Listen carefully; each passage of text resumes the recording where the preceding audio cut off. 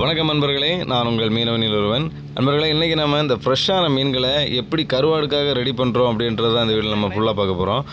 இந்த வீடியோவை பார்க்குறதுக்கு முன்னாடி நம்ம சேனலை இது வரைக்கும் சப்ஸ்கிரைப் பண்ணலைன்னா மறக்காமல் சப்ஸ்கிரைப் பண்ணி சப்போர்ட் பண்ணுங்கள். சப்ஸ்கிரைப் பண்ணோன்னா பக்கத்தில் வர பெல் சிம்பிளையும் தட்டி விட்டுக்கிட்டு அதுக்கப்புறமா ஒரு ஆப்ஷனில் ஆளுங்கிறதே ஆன் பண்ணி வச்சுக்கோங்க.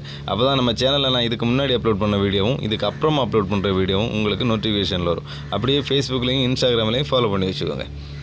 பார்த்திங்கன்னா அந்த மீனை எவ்வளோ அழகாக கட் பண்ணிகிட்ருக்கோன்னு பாருங்கள், எவ்வளோ ஃப்ரெஷ்ஷாக இருக்குன்னு பாருங்கள். அவ்வளோ ரத்தமாக அப்படியே இருக்குது. நாங்கள் பிடிச்சி ஒரு ½ அன் ஹவர் தான் இருக்கும். அந்த மீனை நாங்கள் கருவாடுக்காக ரெடி பண்ணிகிட்ருக்கோம். இந்த மாதிரி அதிகமாக கிடைக்கும்போது நாங்கள் எதுக்காக கருவாடுக்கு ரெடி பண்ணுறோம் அப்படின்னு பார்த்தீங்கன்னா, இந்த வஞ்சிர மீன் தொழில் நாங்கள் பார்த்துட்டு இருக்கும்போது எங்களுக்கு அதிகமாக குழம்புக்காக தனியாக மீன் கிடைக்கிறது கஷ்டம். இது பெரிய பெரிய மீன், ரேட்டு ஜாஸ்தியான மீன், அதெல்லாம் நம்மளுக்கு எடுத்து குழம்பு பண்ணிட்டுலாம் இருக்க முடியாது. அதனால் இந்த மாதிரி மீன்கள் கிடைக்கிற டைமில் நாங்கள் எடுத்து அந்த கருவாடு பண்ணி ரெடி பண்ணி வச்சுப்போம். அந்த ஃப்ரெஷ்ஷான மீன் எங்களுக்கு குழம்புக்கு கிடைக்காத இருக்கிற டைமில் இதை எடுத்து குழம்பு பண்ணியோ இல்லைன்னா சுட்டோ ஃப்ரை பண்ணியோ எடுத்து சாப்பிடுவோம். அவ்வளோ டேஸ்ட்டாக இருக்கும்.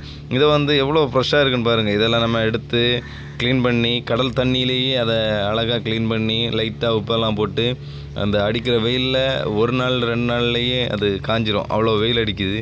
எவ்வளோ அழகாக அதை அறுத்து நாங்கள் க்ளீன் பண்ணி இது பண்ணுறோம் அப்படின்றத பாருங்கள். இந்த மீனோட பேர் என்னென்னு பார்த்தீங்கன்னா, நாங்கள் எங்கள் ஊரில் வேளா அப்படின்னு சொல்லுவோம். எங்கள் ஊர்லெலாம் அந்த வேளான்னு சொன்னாலே அவ்வளோ ஃபேமஸ். அதெல்லாம் கிடச்சா உடனே உள்ளி முளெல்லாம் வச்சு கிழங்கெல்லாம் வச்சு சாப்பிடுவோம். அவ்வளோ டேஸ்ட்டான மீன். அதை நாங்கள் எடுத்துகிட்ருக்கோம். அது இல்லாமல் பாருங்கள், இது எங்கள் ஊரில் நாங்கள் திரியான்னு சொல்லுவோம். சில ஊரில் இதோட பெரிய சைஸாக கட்டா அப்படின்லாம் சொல்லுவாங்க.